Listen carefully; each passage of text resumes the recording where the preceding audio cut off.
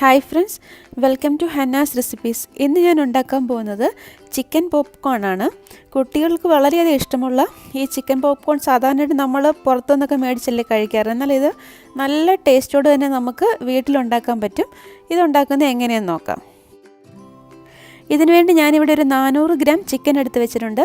ഞാനിവിടെ ചിക്കൻ ബ്രസ്റ്റാണ് എടുത്തിരിക്കുന്നത്. ഒട്ടും എല്ലില്ലാത്ത പീസ് കൊണ്ടാണ് സാധാരണയായിട്ട് നമ്മൾ ചിക്കൻ പോപ്കോൺ ഉണ്ടാക്കാറ്. ഇത് നല്ലതുപോലെ കഴുകി ഒട്ടും തന്നെ ഇതിൽ വെള്ളമൊന്നും ഇല്ലാതെ ഞാനിവിടെ എടുത്ത് വെച്ചിരിക്കുകയാണ്.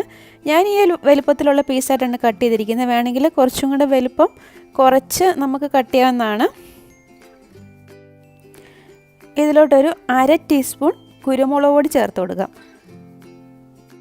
പിന്നെ ഇതിലോട്ട് ഞാൻ ചേർക്കാൻ പോകുന്നത് മുളക് പൊടിയാണ്. ഞാനിവിടെ ഉപയോഗിച്ചിരിക്കുന്നത് കാശ്മീരി ചില്ലി പൗഡറാണ്. അത് ഒരു 1/2 ടീസ്പൂൺ ഇതിലോട്ട് ചേർത്ത് കൊടുക്കാം. ഇനി ഇതിലോട്ട് ചേർക്കാൻ പോകുന്ന ഇഞ്ചി വെളുത്തുള്ളി പേസ്റ്റാണ്. ഒരു 1 ടീസ്പൂൺ ഇഞ്ചി വെളുത്തുള്ളി പേസ്റ്റ് ചേർത്ത് കൊടുക്കാം.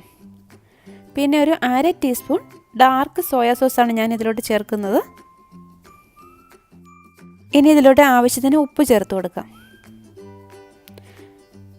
പിന്നെ ഇതിലോട്ട് ചേർക്കാൻ വേണ്ടി ഞാനിവിടെ ഒരു മുട്ട എടുത്ത് വെച്ചിട്ടുണ്ട്. അത് നന്നായിട്ടൊന്ന് ബീറ്റ് ചെയ്തെടുക്കാം. പക്ഷേ ഞാൻ ഈ മുട്ട മുഴുവനായിട്ട് ഇതിലോട്ട് ഒഴിക്കുന്നില്ല. അതിൻ്റെ ഒരു പകുതി മാത്രമേ ഉള്ളൂ ഇതിലോട്ട് ചേർക്കുന്നുള്ളൂ. എന്നിട്ട് നന്നായിട്ടൊന്ന് മിക്സ് ചെയ്യാം. അതിനുശേഷം ഈ മാരിനേറ്റ് ചെയ്ത ചിക്കൻ പീസസ് ഞാനൊരു 2 മണിക്കൂർ ഫ്രിഡ്ജിൽ വെക്കുന്നുണ്ട്. അന്നേരത്തേക്കും ഈ മസാലയൊക്കെ അതിലോട്ട് നന്നായിട്ടൊന്ന് പിടിക്കും. ഇതിപ്പോൾ 2 മണിക്കൂർ കഴിഞ്ഞപ്പോൾ ഞാൻ ചിക്കനൊക്കെ ഫ്രിഡ്ജിൽ നിന്ന് എടുത്ത് ഇവിടെ വെച്ചിട്ടുണ്ട്. ഇതിൻ്റെ കവറൊന്ന് തുറന്ന് നോക്കാം. ഈ ചിക്കൻ ഇനി ഒരു കോട്ടിങ് കൊടുത്തതിന് ശേഷമാണ് ഫ്രൈ ചെയ്തെടുക്കുന്നത്. അതിനുവേണ്ടി അടുത്തായിട്ട് കോട്ടിങ് ഒന്ന് തയ്യാറാക്കി എടുക്കാം. ആ കോട്ടിങ്ങിന് വേണ്ടി ഈ പാത്രത്തിലോട്ടൊരു 1/2 കപ്പ് ബ്രെഡ് ക്രംസ് ആണ് ഞാൻ ഇട്ട് കൊടുത്തിരിക്കുന്നത്. പിന്നെ ഇതിലോട്ടൊരു 1/4 കപ്പ് കോൺഫ്ലോറും കൂടി ചേർത്ത് കൊടുക്കുന്നുണ്ട്. കോൺഫ്ലോർ അല്ലെങ്കിൽ മൈദ ചേർത്ത് കൊടുത്താലും മതി.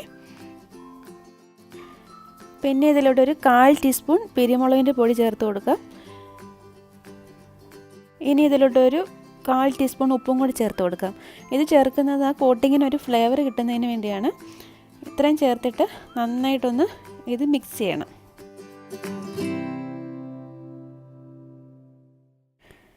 ഇനി ചിക്കൻ്റെ പീസ് ഓരോന്നായിട്ടെടുത്ത് ഈ കോട്ടിങ്ങിൽ നന്നായിട്ടൊന്ന് കവർ ചെയ്തെടുക്കണം.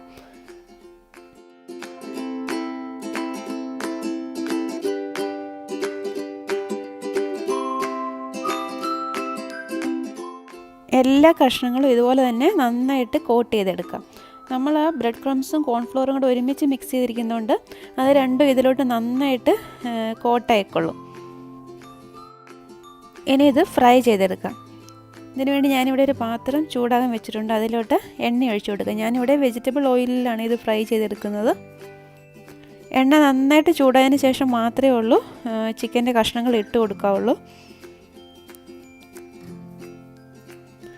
അതുപോലെ തന്നെ ഒരേ സമയത്ത് ഒരുപാട് കഷ്ണങ്ങൾ ഇങ്ങനെ തിക്കി നിറച്ചിടരുത്. അങ്ങനെ ചെയ്യുമ്പോൾ ഈ എണ്ണയുടെ ചൂടങ്ങ് കുറയും. അങ്ങനെ അന്നേരം നമ്മുടെ ആ കോട്ടിങ് എല്ലാം ഈ എണ്ണയിൽ ഒന്ന് കലരാൻ ചാൻസ് ഉണ്ട്. അതിനുശേഷം തീ അല്പം കുറച്ചിട്ട് വേണം ഇതൊന്ന് ഫ്രൈ ചെയ്തെടുക്കാൻ. ഇതിപ്പോൾ ഇതിൻ്റെ ഒരു സൈഡ് ആയിട്ടുണ്ട്. ഒന്ന് മറിച്ചിട്ട് കൊടുക്കാം. ഇത് എല്ലൊന്നും ഇല്ലാത്ത പീസുകളായതുകൊണ്ട് പെട്ടെന്ന് തന്നെ ഫ്രൈ ആയിക്കൊള്ളും. നല്ല ഗോൾഡൻ കളറിൽ കരിയാതെ വേണം ഇത് ഫ്രൈ ചെയ്തെടുക്കാൻ. ഇതിപ്പോൾ ആയിട്ടുണ്ട്. ഇത് എണ്ണയിൽ നിന്ന് മാറ്റാം. ഈ ചിക്കൻ പോപ്കോണൊക്കെ എപ്പോഴും നല്ല ചൂടോടുകൂടി തന്നെ സെർവ് ചെയ്യണം. അതുപോലെ തന്നെ ഇത് മയോണീസ് അല്ലെങ്കിൽ കെച്ചപ്പൊക്കെ കൂട്ടി കഴിക്കാൻ പറ്റിയ നല്ലൊരു സ്നാക്കാണിത്.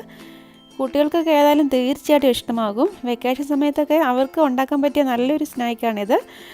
ഇത് ഫ്രൈ ചെയ്യാൻ അതുപോലെ ചിക്കൻ കട്ട് ചെയ്യാനൊക്കെ കുട്ടികളെ ഹെൽപ്പ് ചെയ്താൽ അവർ തന്നെ വേണമെങ്കിൽ ഇത് ഉണ്ടാക്കിയെടുക്കും. ഇതിൻ്റെ വീഡിയോ നിങ്ങൾക്ക് ഇഷ്ടമായെന്ന് വിചാരിക്കുന്നു. ഇതിൻ്റെ അകഭാഗമൊക്കെ നല്ല ജ്യൂസി ആയിട്ടാണ് വരുന്നത്. പിന്നെ ഇതിന് അധികം എരിവൊന്നുമില്ല. വേണമെങ്കിൽ കുറച്ചും കൂടെ സ്പൈസിനെസ് വേണമെന്നുള്ളവർക്ക് കുറച്ചുകൂടെ കുരുമുളക് പൊടി അല്ലെങ്കിൽ കുരുമുളകിൻ്റെ പൊടിയൊക്കെ വേണമെങ്കിൽ ചേർത്ത് കൊടുക്കാവുന്നതാണ്.